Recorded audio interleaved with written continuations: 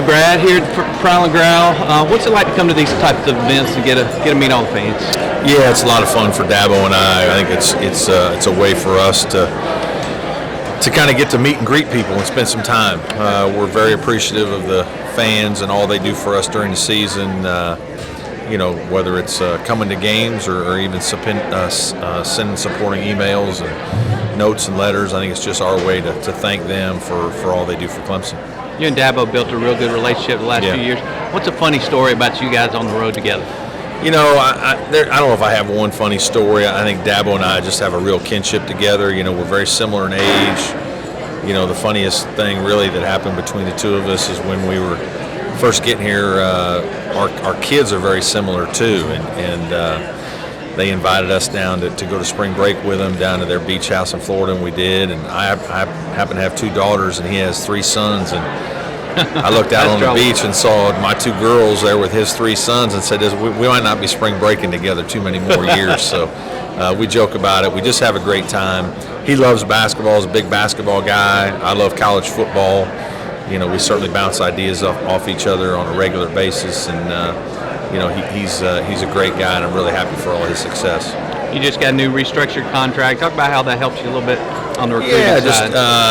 Obviously, I think Clemson basketball has made a commitment here in the last couple of years that we want to be good, and it starts with facilities, and certainly you got to have the kind of facilities that we have now to compete at this level. With the addition of the schools we've added, a couple years ago with the Louisvilles and the Syracuse and Notre Dames and Pitts to go along with Duke and North Carolina and teams like that, you got to be on the same playing field in terms of having the kind of facilities that we now have. A great practice facility, locker room, video rooms, weight room for our guys.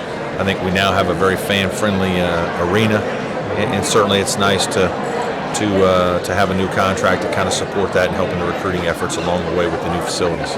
Any update on timing of replacing the assistant coach? No, we're going to take our time with that. We certainly want to get through. This has been a really busy month. There are some recruiting things going on the last couple weekends of the month that are very busy. Our guys are also finishing the last couple weeks of their semester, so we got a lot going on academically. We've really been working out with our guys about the last 3 weeks.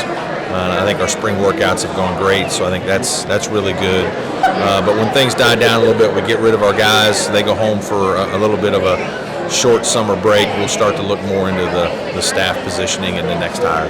Last question for you. You mentioned the new facility. It's one thing to talk about it, but now you have that in place. How's that helping you on the recruiting trail? Well, it's been difficult the last several years. Obviously, most people they're not so much playing in Greenville. That was challenging. But not having a home for our guys for 18, 20 months, which is what we really didn't have. We didn't have a very good locker room situation, didn't have a very good practice situation. Certainly this year that's changed. We were able to have great locker room and practice situations. And then you finally can show recruits, they can actually see it. You talk about it, but to see the actual finished product makes a huge difference. I really think it paid some dividends in this year's recruiting class, but I really think the next 2 to 3 years, that's when you're really going to see the dividends of the new facility in terms of recruiting.